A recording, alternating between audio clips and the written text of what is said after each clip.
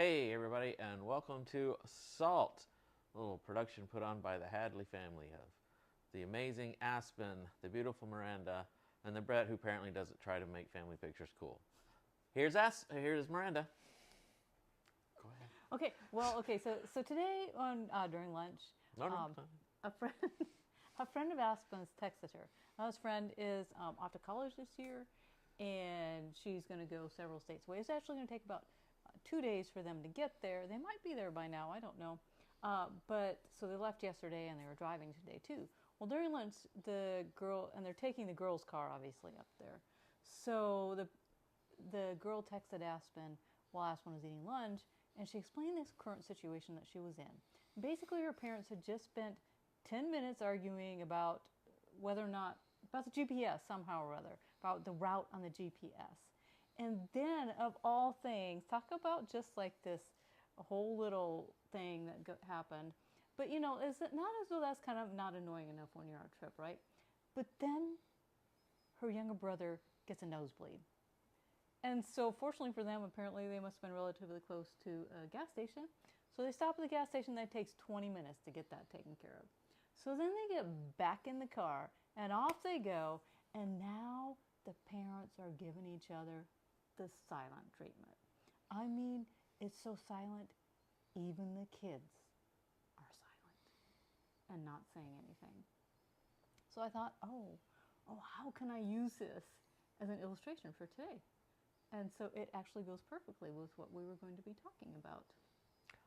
I thought you were going to say something about the. You didn't hear what I said at the beginning, did you? I must have heard something. Yeah, no, you said you were the one who didn't know how to take cool pictures, but I was beautiful and Aspen was cool or something like that. So earlier today, we were looking at pictures. And we were looking at pictures from way back because it's Aspen's birthday today. It is Aspen's birthday today. And so we were looking back at pictures from way back. And I mean, all the way back from she was 2 years old and what. And we came across some. And it was really fun family pictures in front of the fountain and a creek and the aquarium. And then the woman God gave me said, "Oh, you don't even try to take cool family pictures." And I had my shoes off and my jeans rolled up. Yeah. And I was getting in. Do you remember that? Well, it must have been at least over 10 years ago by now.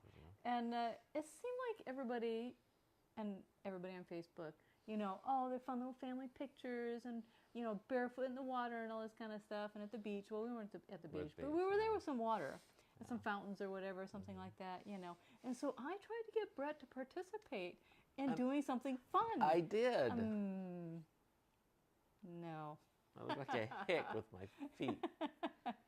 We're in Tennessee of all things, and I have my jeans rolled up. I look like Billy Redneck from the mountains. And anyway, but yes, it's Aspen's birthday, and she's 18 today. We're gonna have a party later, and she was, looking at all the different. She was quite the actress when she was 2, 3, 4. All the little pictures we took at, and I don't think you've seen it yet. I posted one of Miranda from Vegas. We found one where you're on a rock, and I took a picture. It's a really nice picture. And, it's all kind of family fun stuff, everything. And then I thought that was cool because it goes right into and then this other family on their way to Michigan. Okay. And had the silent trip. But so it made me think of my family, too, when we'd go on vacations. And I've told you this, that, when I was a kid, no matter what, vacations always started with an argument. Dad was going to get mad about something, and it was always a really bad start and always started in silence because whatever happened, we got in the car, we're on our way to Disney World, but boy, was the start of the trip, Dad's silent because something happened and everybody's mad, and yeah, it was the silent treatment all around. So, I mean, that's what that story made me think of, too. Yeah, I figured you'd have some experience. Yeah. So, yeah, and I don't know what we were going to do with it, but the silent treatment all around and everything. Oh, no. Yeah, because it ties into what we're talking about later. Basically, it's about protecting the things we do to protect ourselves. Oh, right, yeah. Because I was thinking on the trip, I would just get in the corner of the car and try to disappear and, not be the, object or even, get any shrapnel from the anger that was taking place at the moment. Yeah, and so and of course your dad also, and whoever he was getting angry at, both people, or however many people were involved, were all fighting for themselves. Yeah, it was usually him and Craig. Such. Yeah. So, and that's a form of protecting ourselves. Yeah. Protecting self. Yeah. Pride, you know. So. Yeah. Yeah, and we develop these shells that we wear and we hide behind because we use them to protect ourselves from being hurt, basically, usually, or whatever it might be. We protect ourselves that way. We all have various different ways of doing that, but we're usually pretty aware that we have a shell that we are using at some point in time, at least, to protect ourselves.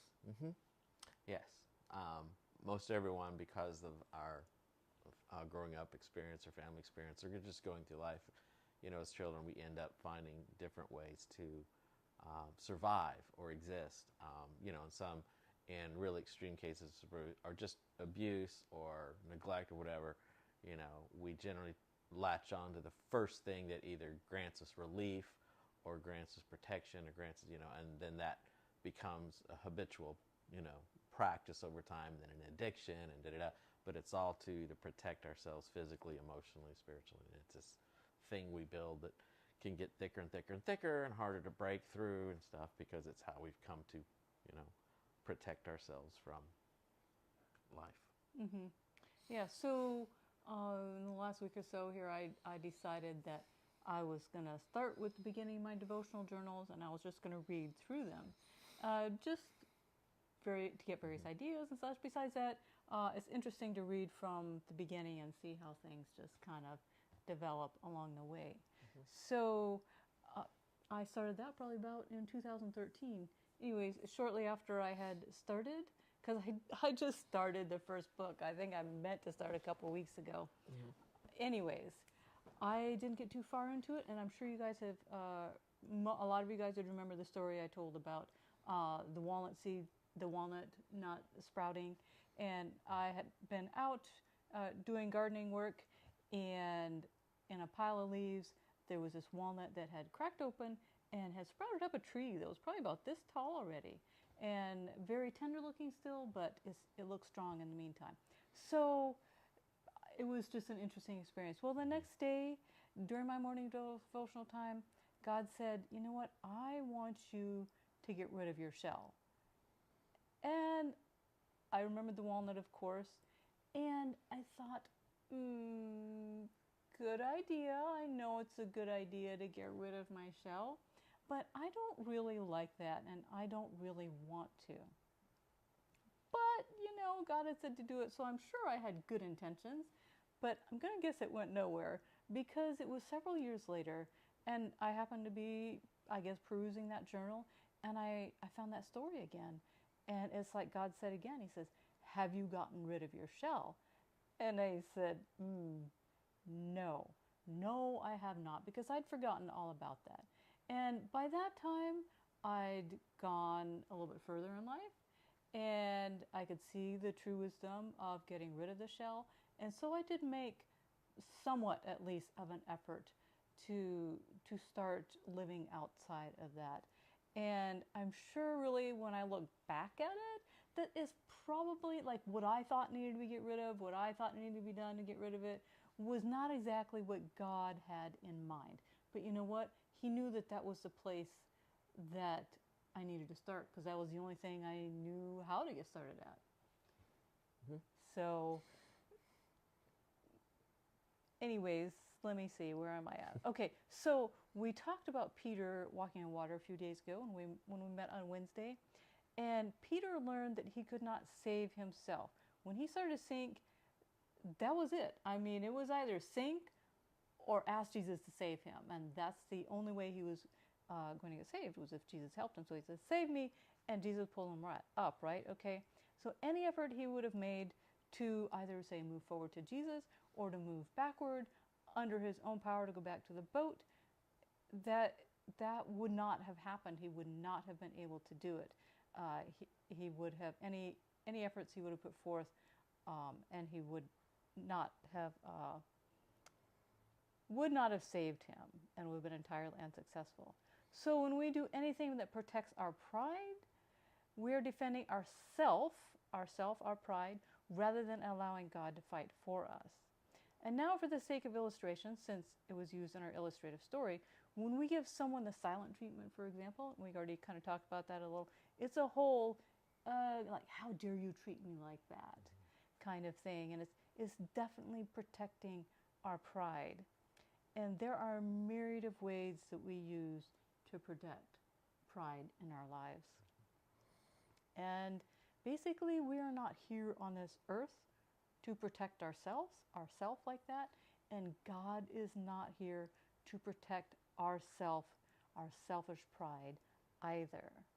So when I did read the walnut story in my journal on Thursday, I realized that the Peter illustration that I used on Wednesday, that was not there by accident, that it was one more step into God connecting the dots for me, that to show me basically more things that I needed to give up in order to finally be rid of the shell that I used to protect myself.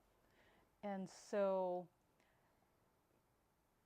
yeah, you like to think that you're done with that, and you've left it in the past, and like, yes, I'm done.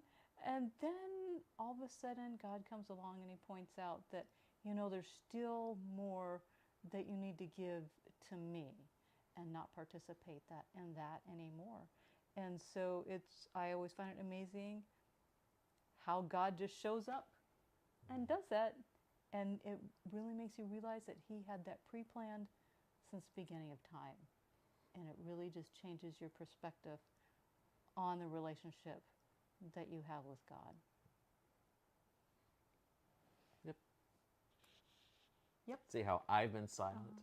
I have been silent this whole time. Yes. Well, I've been waiting for you to just dive in, because he's got a lot to say about this. I have nothing to say. I have zero. He told me he had stuff to say. Oh, I had stuff. He had stuff. Well,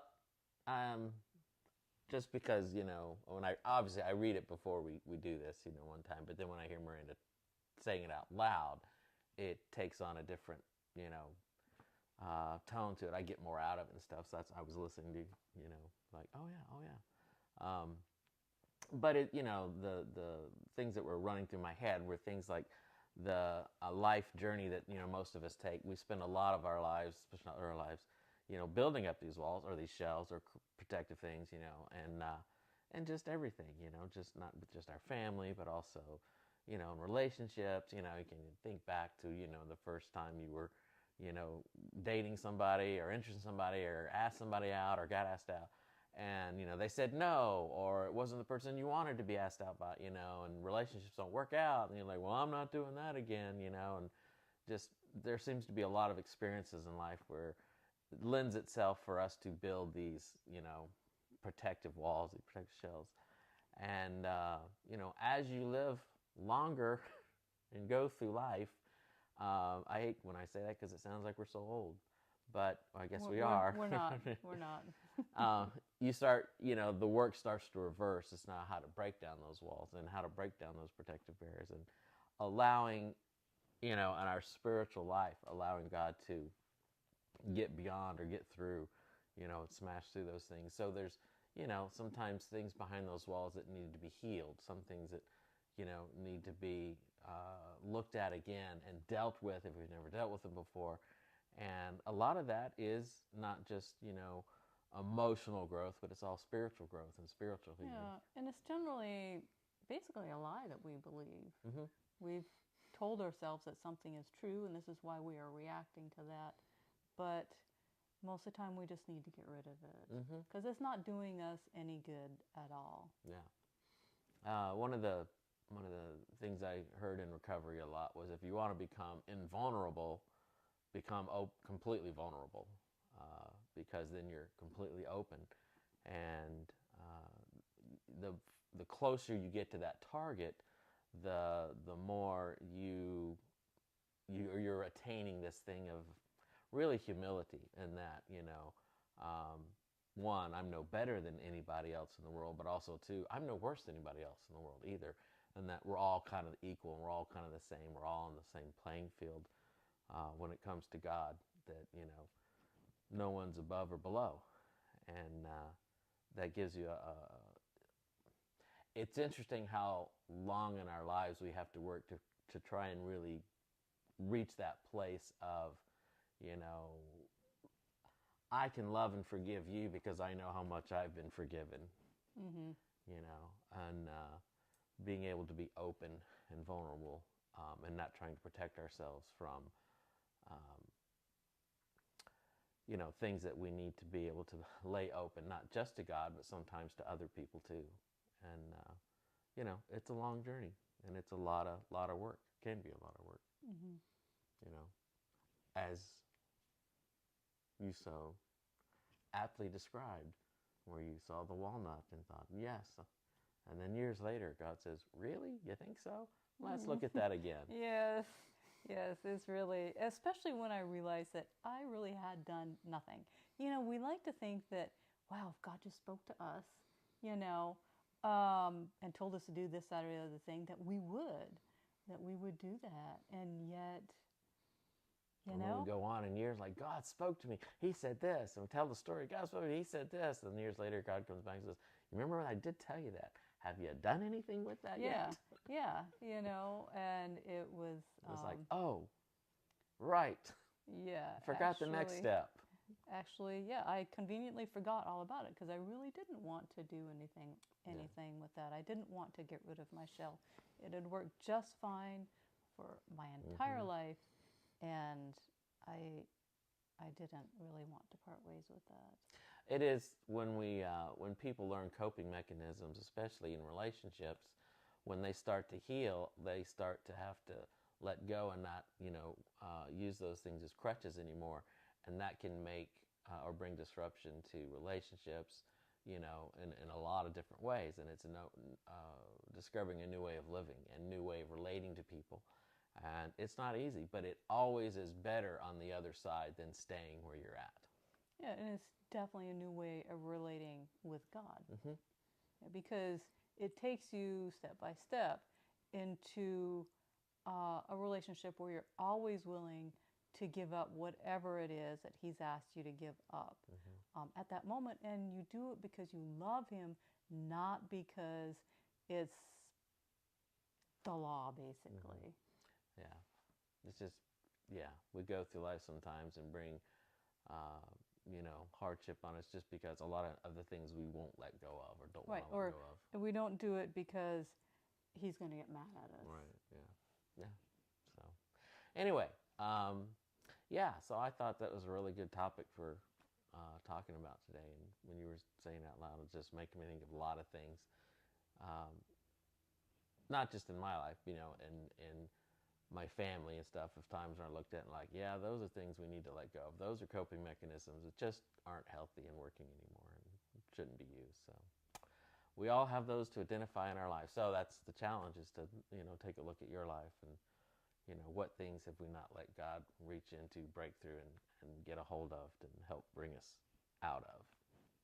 So, yes, and we do have to be willing to give that to Him. Yeah. So there you have it. And we are going to progress onwards towards preparation for the 18th celebratory birthday extravaganza that's going to have some sort of cake. Strawberry cake? Is it strawberry shortcake? Strawberry something? Yes, this is a birthday party where Aspen and her friends have found a picture of when they were kids, and they're going to recreate that, come dressed, you know, in an outfit that's very similar. Yeah, and Aspen used to eat strawberry shortcakes when she was a kid for her breakfast. She really enjoyed that, so it served a strawberry shortcake cake that we picked up at Whole Foods. It was probably better than anything I could fix, so. No. Oh, yes. Mommy's fixing sandwiches for everybody because everyone loves Miranda sandwiches. Okay, it's true, but cake is different. Cake is... Well, their cake was very pretty. So, anyways, yeah, and they do make good cakes. They really do. I wouldn't know. anymore. You remember. Yes. I don't get any cake. And then later in the evening, they shall watch some childhood memory movie. Should watch the Strawberry Shortcake movie. Something like Aspen said, American Girl or something American like Girl, that. Yeah. Yeah. Kit. That was a good. Kit was the best one, I thought. I don't know. We've devolved into other things now. Yeah. So anyway, so we'll be doing that tonight. So if anybody's watching would like to mention in the comments, happy birthday, Aspen. Enjoy your Strawberry Shortcake. Make sure your father gets none. All right, so we will be here on Wednesday and giving you another short little pinch of salt. And hopefully you've had a good Sabbath and have a great